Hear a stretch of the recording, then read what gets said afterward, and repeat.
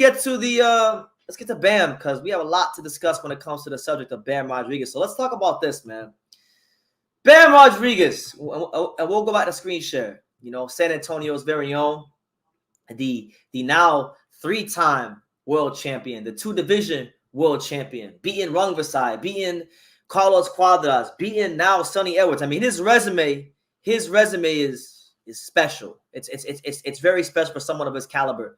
And there was a tweet I saw here. Shout out to my man Frank Warren is in the UK. All right, he says, if Bam beats Estrada by stoppage, is he a Hall of Famer with that resume at 23? I mean, y'all want to put Earl Spence in the Hall of Fame, but he's beat who?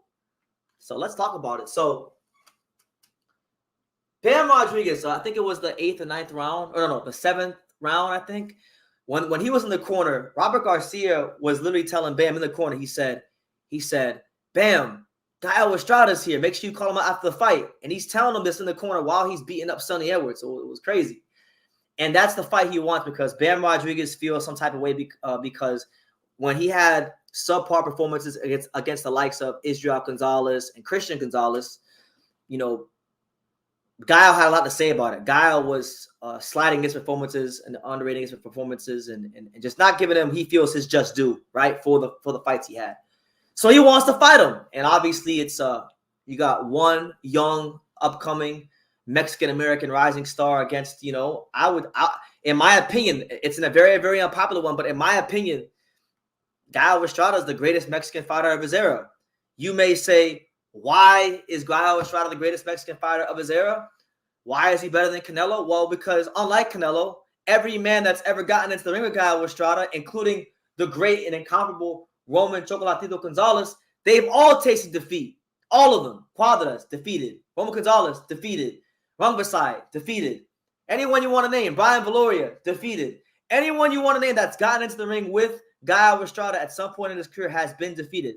Nobody has ever got one over on Gael Estrada. And there are some fighters that I know box fans would say are much greater than Gael, like Canelo and even like Roman Gonzalez. But even they can't make that claim. So because of that, I look at Gael Estrada in a high regard, higher than most. Great fighter, A+++ fighter. So if Bam were to fight Gael Estrada and beat him, it would just, in my opinion, take his resume to a whole other stratosphere. Now, it is worth noting that Gael Estrada did recently announce that he's going to experiment with the move up to bantamweight. They're saying that he's targeting a March return date. So we'll see how it goes. He may feel like his path is to go ahead and, try to explore a future at bantamweight, become a 3-division champion, and maybe build up a nice, super fight with Junto Nakatani, because Junto Nakatani is fighting for the WBC belt against Santiago.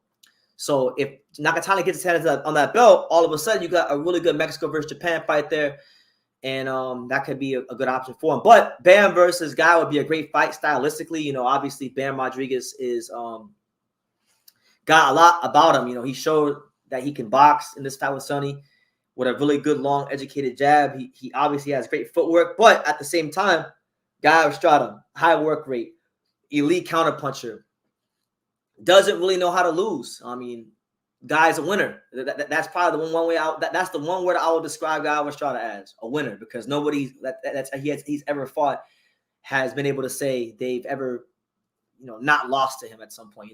So. Great fight for the definitely for the future. Bam Rodriguez, funny enough, shout out to Steve Kim, the incomparable Steve Kim, one of my favorite people in boxing as far as media goes. And some people don't like Steve Kim. I like Steve Kim. I got a lot of respect for Steve Kim. He said, and I quote, "I've said this before, there is some Mark Too Sharp Johnson to Bam Rodriguez's game. I can't pay anyone a bigger compliment than that." Now, Mark Too Sharp Johnson, that's a damn good fighter. That's not anybody to be, just comparing anyone to. Mark Too Sharp Johnson was special in his day. Could do it all. He can box, punch, counterpunch, slug. I mean, anything you want a boxer to do, Mark could do it.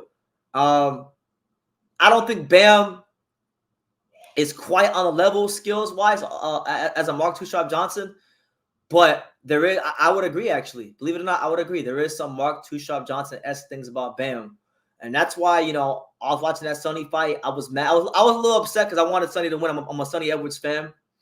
But, I had to sit there and appreciate what I was seeing, greatness. Because that's what Bam Rodriguez continues to exhibit throughout his boxing career, is nothing short of greatness, Shout out to Coach Malachi Williams. And I want to, before I move on to, let me see what else we got. Because a lot of people are giving Bam his flowers. Coach Malachi Williams is saying that he's a pound-for-pound fighter. Marcos Villegas, shout out to him. These are some of the content creators here on YouTube. He's saying that, Bam is going to be a Hall of Famer. And right now, the way he's trending, I mean, it's going to be hard to not see it. He gets to win against a guy like Guy Estrada or even like a Junto Nakatani or something like that. Becomes a bantamweight champion against a legitimate fighter. Then all of a sudden, you're definitely talking about something real special. So I think he's well on his way. I think Robert Garcia has done an amazing job. Shout out to Robert Garcia and RGBA. Shout out to just everyone involved with his career because they moved him perfectly. He's taken the right fights at the right time, and he's performed. And look, it's not really up for debate. Like if you're telling me, if we're talking about a pound-for-pound list, if you're saying BT, who deserves to be on a pound-for-pound list more, Tank Davis or Bam? I'm saying Tank. Tank Davis or Benavidez? Bam. Tank Davis or not Tank Davis, Bam or what's his name? Shakur Stevenson? Bam. He's doing more. All these guys like Tank and Benavidez and Shakur, he's doing more than all of them. Straight up. He's doing more than all of them. He's having better performances against better opposition. Not to say that those guys aren't doing great, but to do what he's doing at such a young age, it's hard to ignore. And I'd be shocked if next year, I'm going to say it right now, Bam Rodriguez for 2024 is already one of my early front runners for Fighter of the Year, because I think next year is going to be the year where he gets big fights against guys like, the likes of Guy Estrada or maybe Kazuto Ioka or Kosai Tanaka, or maybe if he wants to decide to stay at 112, maybe a Ken Shiro. He's going to get some big fights. And so provided that he's able to win those fights, he's going to be in running for Fighter of the Year in 2024, which is kind of crazy because he was in running for Fighter of the Year last year. A lot of people had him as their Fighter of the Year in 2022. And, so we'll see how it goes. We will definitely see how